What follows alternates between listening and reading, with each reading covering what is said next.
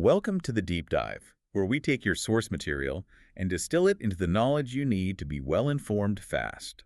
Today, we are strapping in for a pretty rigorous exploration of Sanford Meisner. Yeah, he's one of the most influential, but also one of the most intensely demanding figures Yeah. in modern American theater. It's an important deep dive for sure because Meisner's work is often called the theater's best kept secret. Right. He didn't just teach acting, he created a way of thinking about truth and instinct on stage. So our mission today is really to unlock his core concepts. Exactly. Things like the reality of doing and his famous phrase, living truthfully under the given imaginary circumstances. And this is about understanding a process that was designed to, bypass the conscious mind entirely. That's the goal. It's a very disciplined, very non-intellectual approach. And when you say disciplined, I mean, we're talking about a level of commitment that would probably terrify most people. Oh, absolutely. To kind of set the stage, let's just start with his standards. He believed the craft was a marathon, not a sprint. Right. He famously said it takes 20 years to become a true actor. 20 years. And for the first 20 years, his quote is, "You have to think about it all the time." Wow. That's the ultimate filter, isn't it? It is. It just communicates the utter dedication he demanded. He knew the difference between wanting to be an actor and committing to the work of an actor. And that dedication, it showed up in his classes. Students called them 2 years of stress and strain, almost unbelieved. Yeah, you can see that uncompromising style right from the very beginning. The source material has that amazing anecdote from his first class at the neighborhood playhouse. The shut-up story. Exactly. This eager student starts pontificating, Yeah. trying to show off what he thinks acting is all about. Theories, ideas, concepts. All of it. And Meisner just listens for a few minutes, cuts him off, and delivers this 4-word decree that basically defined his whole career. Shut up. You talk too much. And that one moment just solidified his entire philosophy, didn't it? It did. It was a signal. This is not a place for theory. This is a workshop built on doing, on repetition, on instinct. Okay, so let's unpack the man himself. Where did this almost militant philosophy even come from? Well, you have to start with the group theater. Meisner was a founding member of this just legendary American acting ensemble. This was back in the 30s during the Depression. Right, 1930. And it was a direct response to how artificial the American stage was at the time. They wanted to create relevant world-class theater. And their guide for that was Stanislavski. Yes, the revolutionary work of Konstantin Stanislavski and the Moscow Art Theater. That was their North Star. So they were trying to inject American acting with a dose of authenticity. And Meisner was there with giants like Stella Adler, Lee Strasberg. Elia Kazan. It was this incredibly intense artistic devotion, but by 1940, the group had fractured. And Meisner chose to teach. He did. He stayed in New York and just dedicated his life to perfecting a system at the neighborhood playhouse. And his dedication was relentless. The sources describe him as this really disciplined, sensitive, emotional man. Which created this fascinating tension, right? Yeah. Students felt he was aloof, even autocratic. But at the same time, they said he was the first truly authentic person they'd ever met. He lived what he taught. And his personal fortitude, I mean, it's just staggering. We have to talk about his health. The man had an indomitable spirit. He was a heavy smoker, and because of throat cancer, he had multiple laryngectomies. So he literally had to relearn how to speak. 3 times, using esophageal speech, that sort of burping technique. Right. And yet, he kept teaching. Right up until 2 weeks before he died at 92. It's an incredible testimony to his belief in the work. And what's so fascinating is that despite his own emotional nature, his teaching method was explicitly designed to, as he said, eliminate all intellectuality from the actor's instrument. He was fundamentally against the head. Completely. He distrusted the conscious brain in performance. So if the head is the enemy, what are you trying to activate instead? Human instinct, pure and simple.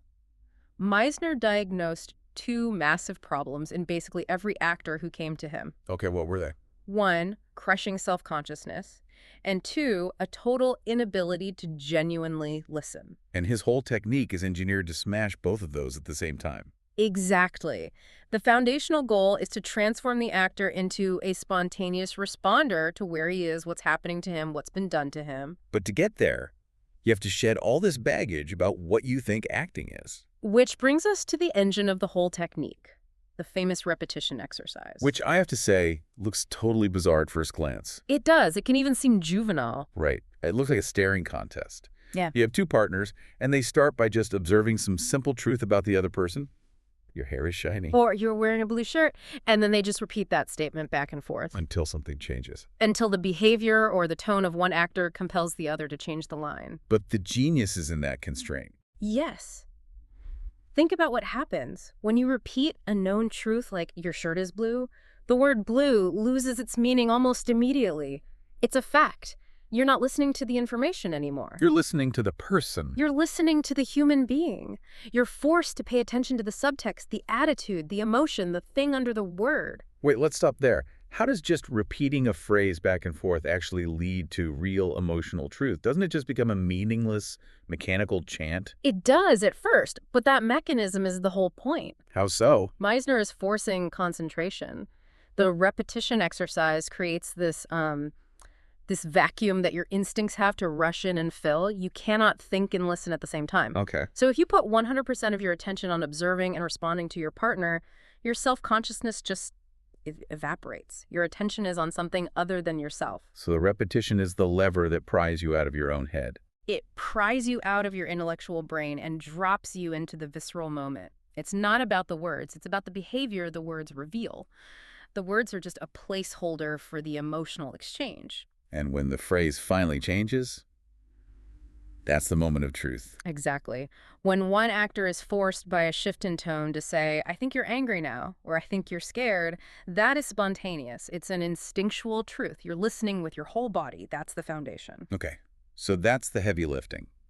Once you've trained the actor to listen and respond instinctually, where do you go from there? The next step is building the tools to generate genuine emotional life, but under fabricated circumstances. This leads to the independent activity. Right, the next nonverbal building block. Mm-hmm. So before an actor enters a scene, they get assigned a specific, difficult task. And it's often almost impossible, right? Or it has a real sense of urgency. The sources mention things like frantically trying to forge a signature on a check before the bank closes. Or trying to untangle 100 gold chains before a huge event. Yeah. So why the urgency? Why does it have to be so hard? Why can't the task just be, organize my papers? Because it has to fully occupy your consciousness. Yeah. You need a task so demanding that you cannot spare a single second to worry about the audience or your scene partner or what you look like. It's a distraction mechanism. It's a distraction that shuts down the societal brain, the judging part, and activates the instinctual brain that only cares about doing. So when the other actor enters, they're interacting with someone who is already genuinely fully preoccupied. That makes perfect sense. You're forcing a state of genuine preoccupation, so the response to the stimulus, the partner, is honest. And that naturally leads to how Meisner handled emotion itself, emotional preparation. And here, he made a very famous break from his peers. He really did. Back in the group theater, there were major philosophical disagreements. Lee Strasberg's approach often involved emotional recall. And Stella Adler was more about research and imagination. Correct.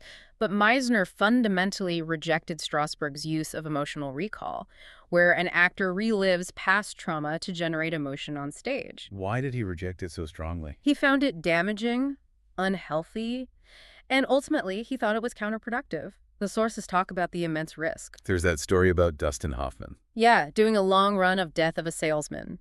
He was using that technique, reliving genuine personal trauma 8 times a week for months. Meisner saw that this kind of sustained self-harm tends to shut the actor down over time. It closes them off instead of opening them up. The instrument gets brittle. The actor is literally giving away pieces of themselves to the role, and they can't get those pieces back. So what was Meisner's alternative? His alternative was brilliant. Preparation as a specific form of daydreaming, an emotional fantasy. How does that work? So an actor isolates a core emotional truth they already have, say, the overwhelming love they feel for a family member. Then they create an imaginary situation. Maybe that loved one is about to have a dangerous operation with low odds of survival. Ah, I see. So the source of the emotion, the love, is real.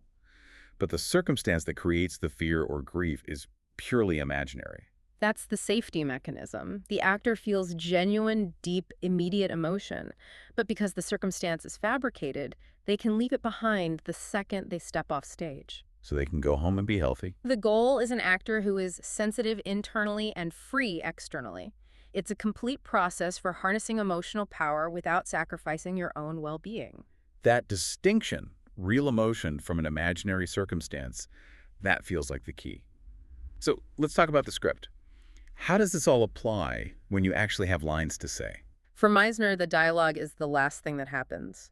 Meaning the emotional life, the connection, the behavior, all of that is built before a single word is spoken. Yes, the words are just the result of all that behavioral work. The source material has a great metaphor for this. It describes the text on the page as an unpainted house. Or an untainted board. It's structurally sound, but it's totally devoid of color. And the color has to come from the actor. The color, the emotional point of view, comes from the actor's honest engagement in that moment. You can paint that board red or blue or yellow, but you can't know the final color until you're actually there responding to your partner. Which is why he insisted that actors learn their lines by rote. Mechanically, devoid of any emotional inflection or content. Why is that so crucial? Because it fights the absolute death blow of spontaneous acting, which is preconceived ideas. If you memorize a line thinking, okay, I'm going to yell this line in anger, you are now locked into an emotional plan. You lose the freedom to respond truthfully. Right. What if your partner does something unexpected and it makes you laugh instead of making you angry? You're stifled by your own preparation. So the ultimate freedom comes from not having a plan. That is so counterintuitive. It is. And finally, his view on character work ties this all together. Meisner's definition of character was refreshingly simple. What was it? He said, the basic thing about character is how you do what you do.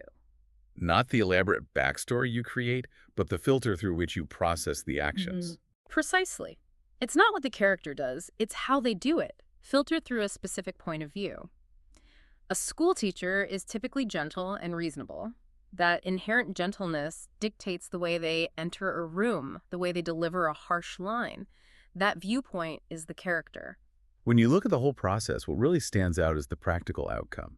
Directors loved working with his students. They were known as the best taught, not always the most famous, but the most reliable, truthful, and present actors you could find.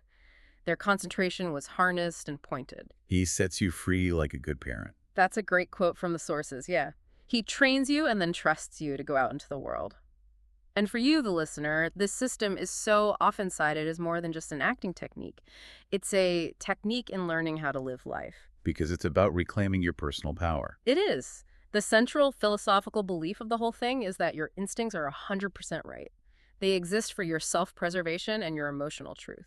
If you can learn to trust that inner mechanism, you're grounded. It teaches you to be wide open, to listen without judging yourself, and to respond honestly from moment to moment. It's a process of unraveling all the layers of societal programming that tell you how you should react and getting back to your truthful self. Which brings us to our final provocative thought.